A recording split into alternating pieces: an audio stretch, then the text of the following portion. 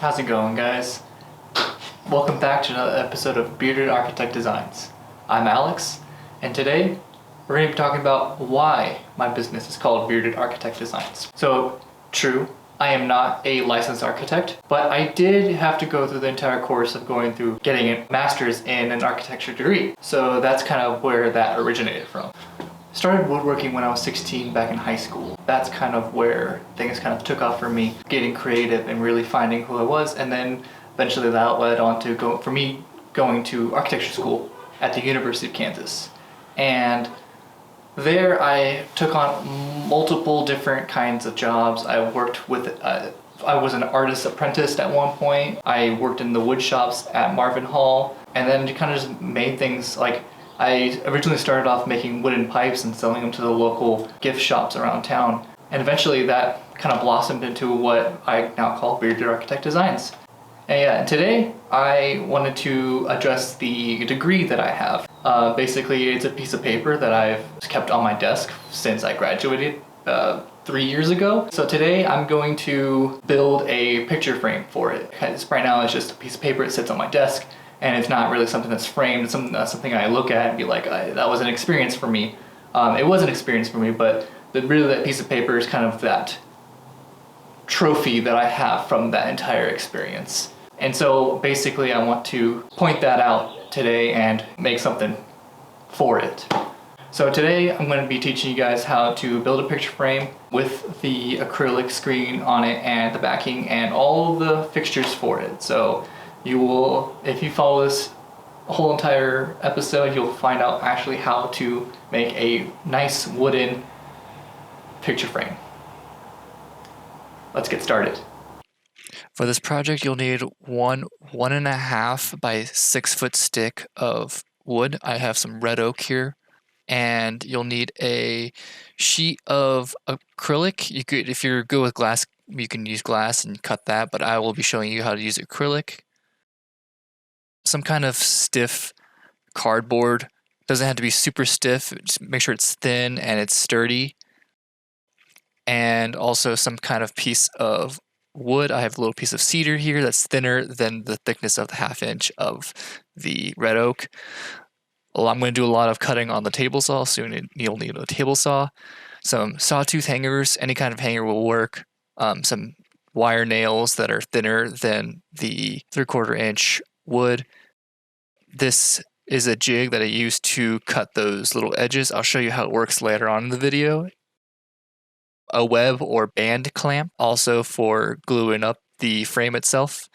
You'll need a sharp knife of some sort, so a box cutter will do, a straight edge, and some hand protection when you're cutting the acrylic. A hammer for all the nails and the sawtooth hanger you'll be adding on the back.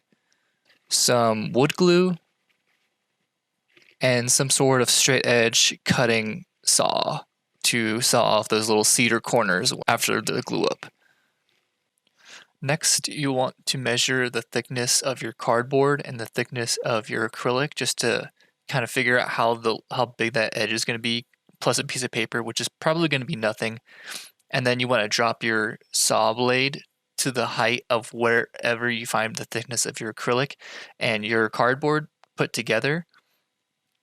With the addition of the degree or the paper that you put inside of it, or whatever picture you want to put inside of it, it'll be enough to put enough pressure when you latch it together that it'll be tight fit and it won't be wobbly around in the frame.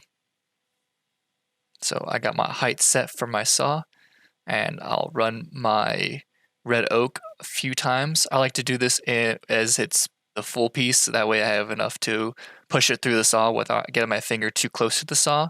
And I'll run this a couple of times to get that. You could do this if you have a dado stack. You could do that with like 2 or 3 dado stacks, but I only have a table saw, so I'm running it multiple times on my table saw. And I'll take a quick sanding to it just to kind of get that saw point, because the saw cuts at a point. It's not flat. So I just gave it a little quick sanding, and actually this little point actually helps hold the cardboard and the paper in and the acrylic as well all pretty nicely. And then you want to take it to your miter saw to start cutting corners to basically, just cut all your corner edges at 45 degrees. making sure that the little lip or the little edge that you cut out is always going to be the shorter side, basically the inside of the picture frame. What you could do for this, you could also, once you have one stack set up, you can use the second one to line it up and just cut it at the same length exactly. That way all your edges will fit pretty square. Once you got all your pieces cut out, you can lay it out, and I'm using my web clamp, or I think it's also commonly known as a band clamp. Basically, it puts equal pressure on all four corners of the picture frame, so that way you don't have to set up a weird clamping system where you have to clamp those corners, and those corners won't be sliding against each other since there'll be 2 points pushing against each other and then 2 points on the opposite sides pushing against each other, so you get a perfect kind of square fit. While we're waiting for that to glue up, I'm going to cut out my cardboard. Basically, just cutting it out to the size of whatever the inside of that lip is for the picture frame. And those dimensions are basically just adding a 1/4 inch all around an 11 by 7 piece of paper. So that'd be 11.5 and 7.5. All right, and now that I cut out the cardboard, you can wait 30 minutes to an hour to make sure that the wood is pretty sturdy and glued up, and making sure that all of your corners lined up and glued up pretty nicely. Then I gave it a little sanding just to make sure that everything's flat, because sometimes when you're clamping things tend to push up in and out and it's not perfect, but with sanding you can make it perfect. So right now I'm just kind of cleaning up the front face and the back face and the edges as well, and just make sure those are flat as possible. And here is where we get the jig set up. Basically, it's going to be cutting through the middle of the picture frame, not the middle, but the middle of each corner. So you just run that once or twice.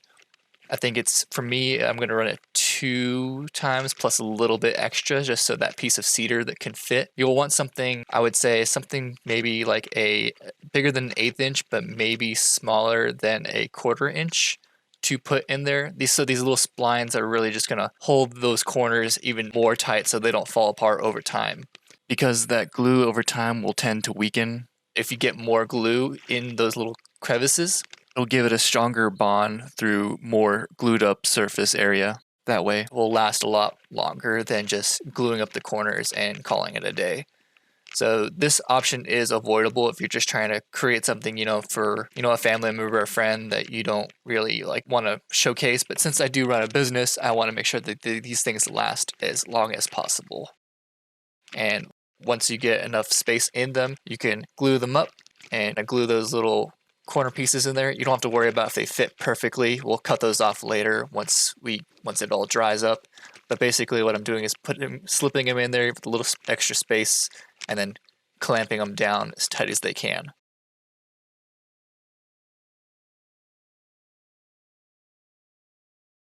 Wait for 30 minutes to an hour. Right now I'm measuring how much to cut this for the acrylic. Basically, once you cut the acrylic, you want to make sure that this is your first and only cut. Since acrylic tends to be a harder material to work with, it's not my favorite medium to work with, but to make picture frames it's necessary, and I don't have any glass cutting equipment, so acrylic is what I use. So basically I'm just marking lines and a straight edge on this acrylic on one side, making sure to get that line as crisp as I can get it, and all the way to the edges, and then flip it over and do the same thing on the other side with that line kind of still visible through the other side. Run it all the way through, and since it's been scored, you don't want to cut it all the way through, just score it, and then once you score it, it'll snap pretty nicely with a flat edge. And once you do that, then you want to make sure so I cut the 7.5 inches off. Now I'm ready to cut the 11.5 inches around this side, and that snapped pretty quickly.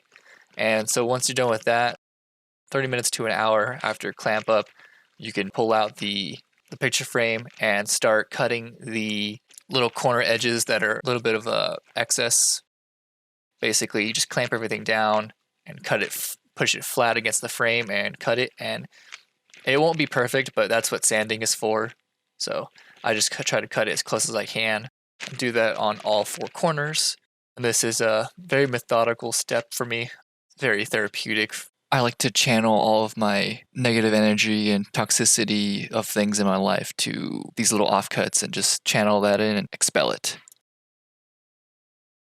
So I'm cutting them all with my Japanese pull saw, which is just a flatter cut than my other saw, my push saw, which is a bit more of a standard brand. And this is actually a fancy one I got from Woodcraft. And then I'm just sanding the edges, making sure that they're flat, because sometimes when you cut them with that saw, it's a little bit of tear out, but not like a whole bunch. And then I'm just going to hit it with Danish oil. And this you can kind of just spread around everywhere. You don't have to spread it into the back little rabbit cut that I have all the way around, but I do since I want to make sure this piece looks all one uniform color.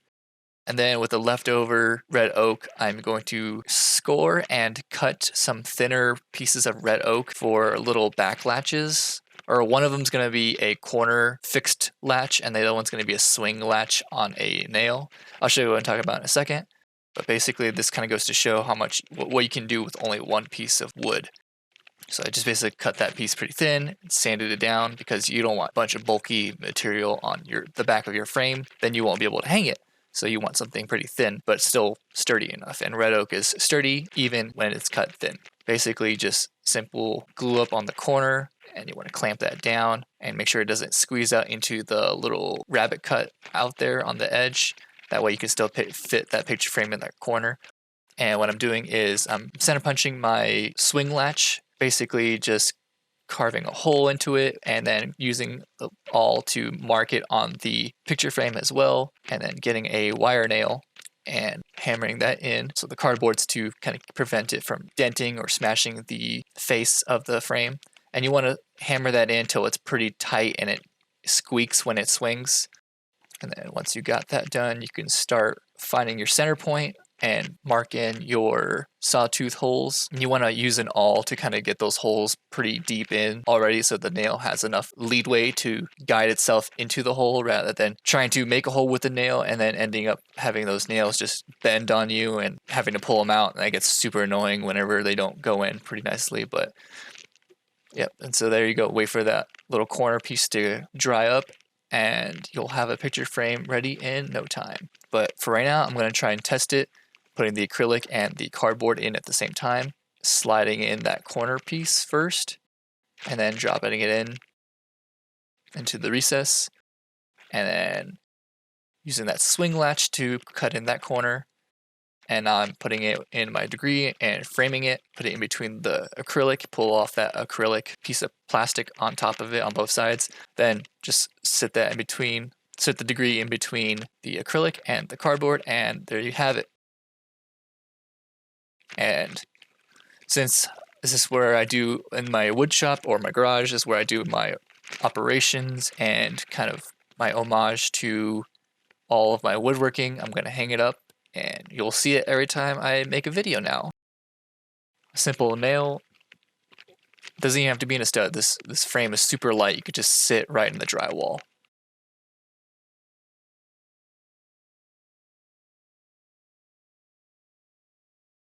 Hang it up with the sawtooth hanger.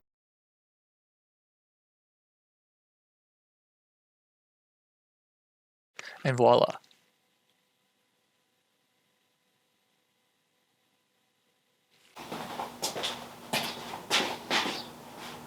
So there you guys have it. It's a nice little picture frame for a very expensive piece of paper.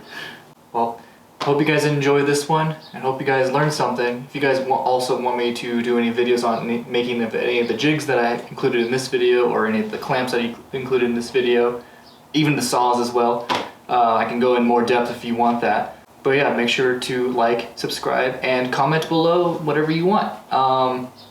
I'm Alex from Bearded Architect Designs, and I'll see you on the next build.